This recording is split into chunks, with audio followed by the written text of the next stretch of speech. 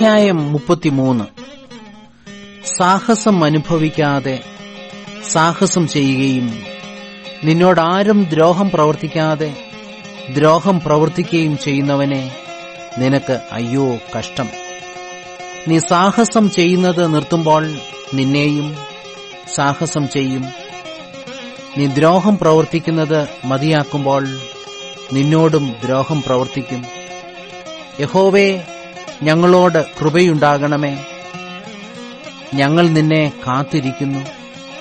രാവിലെ തോറും നീ അവർക്ക് ഭുജവും കഷ്ടകാലത്ത് ഞങ്ങൾക്ക് രക്ഷയുമായിരിക്കണമേ. കോലാഹലം ഹേതുവായി വംശങ്ങൾ ഓടിപ്പോയി. നീ എഴുന്നേറ്റപ്പോൾ ജാതികൾ ചിതറിപ്പോയി. നിങ്ങളുടെ കവർച്ച തുള്ളൻ ശേഖരിക്കുന്നത് പോലെ ശേഖരിക്കപ്പെടും. വെട്ടുക്കിളി ചാടി വീഴുന്നത് പോലെ അവർ അതിന്മേൽ ചാടി വീഴും. യഹോവ ഉന്നതനായിരിക്കുന്നു, ഉയരത്തിലല്ലോ അവൻ വസിക്കുന്നത്. അവൻ സിയോനെ ന്യായവും നീതിയും കൊണ്ട് നിറച്ചിരിക്കുന്നു. നിന്റെ കാലത്ത് സ്ഥിരതയും രക്ഷാസമൃദ്ധിയും ജ്ഞാനവും പരിജ്ഞാനവും ഉണ്ടാകും.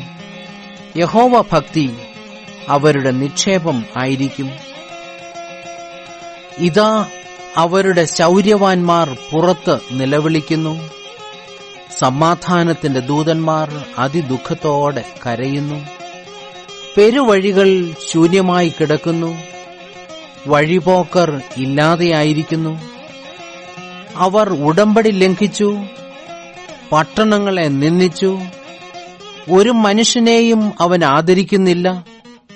ദേശം ദുഃഖിച്ച് ക്ഷയിക്കുന്നു.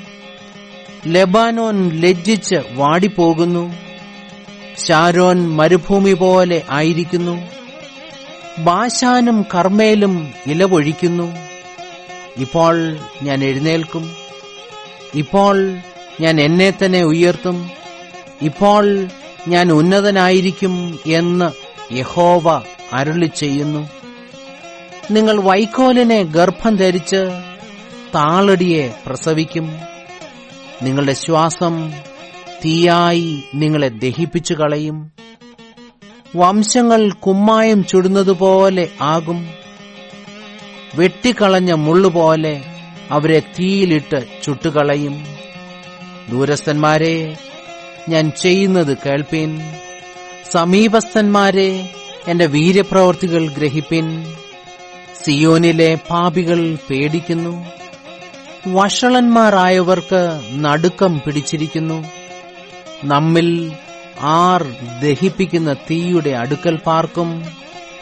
നമ്മിൽ ആർ നിത്യദഹനങ്ങളുടെ അടുക്കൽ പാർക്കും?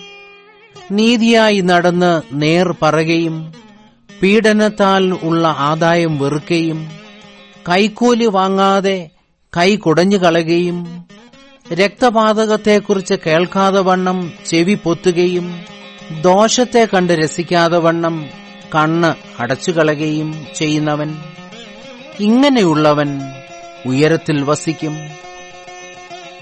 പാറക്കോട്ടകൾ അവന്റെ അഭയസ്ഥാനമായിരിക്കും. അവന്റെ അപ്പം അവന് കിട്ടും. അവന് വെള്ളം മുട്ടിപ്പോകുകയുമില്ല. നിന്റെ കണ്ണ് രാജാവിനെ അവന്റെ സൗന്ദര്യത്തോടെ ദർശിക്കും. വിശാലമായൊരു ദേശം കാണും. പണം എണ്ണുന്നവൻ എവിടെ? തൂക്കി നോക്കുന്നവൻ എവിടെ? ഗോപുരങ്ങളെ എണ്ണുന്നവൻ എവിടെ? എന്നിങ്ങനെ നിന്റെ ഹൃദയം ഭീതിയെക്കുറിച്ച് ധ്യാനിക്കും. നീ തിരിച്ചറിയാത്ത പ്രയാസമുള്ള വാക്കും നിനക്ക് ഗ്രഹിച്ചുകൂടാത്ത അന്യഭാഷയുമുള്ള ഉഗ്രജാതിയെ നീ കാണുകയില്ല. നമ്മുടെ ഉത്സവങ്ങളുടെ നഗരമായ സിയോനെ നോക്കുക. നിന്റെ കണ്ണ് യെരുശലേമിനെ സ്വൈരനിവാസമായും ഒരിക്കലും നീങ്ങിപ്പോകാത്തതും കുറ്റി ഒരു നാളും ഇളകിപ്പോകാത്തതും കയറ് ഒന്നും പൊട്ടിപ്പോകാത്തതുമായ കൂടാരമായും കാണും. അവിടെ മഹിമയുള്ളവനായ യഹോവ നമുക്ക് വീതിയുള്ള നദികൾക്കും തോടുകൾക്കും പകരമായിരിക്കും. തണ്ടുവച്ച പടക് അതിൽ നടക്കയില്ല. പ്രതാപമുള്ള കപ്പൽ അതിൽ കൂടി കടന്നുപോകുകയുമില്ല. യഹോവ നമ്മുടെ ന്യായാധിപൻ, യഹോവ നമ്മുടെ ന്യായദാതാവ്, യഹോവ നമ്മുടെ രാജാവ്. അവൻ നമ്മെ രക്ഷിക്കും. നിന്റെ കയറ് അഴിഞ്ഞുകിടക്കുന്നു, അതിനാൽ പാമരത്തെ ചുവട്ടിൽ ഉറപ്പിച്ചുകൂടാ, പായ നിവർത്തുകൂടാ. പിടിച്ചുപറിച്ച വലിയ കൊള്ള അന്ന് വിഭാഗിക്കപ്പെടും, മുടന്തരും കൊള്ളയിടും. എനിക്ക് ദീനം എന്ന് യാതൊരു നിവാസിയും പറകയില്ല. അതിൽ പാർക്കുന്ന ജനത്തിന്റെ അകൃത്യം മോചിക്കപ്പെട്ടിരിക്കും.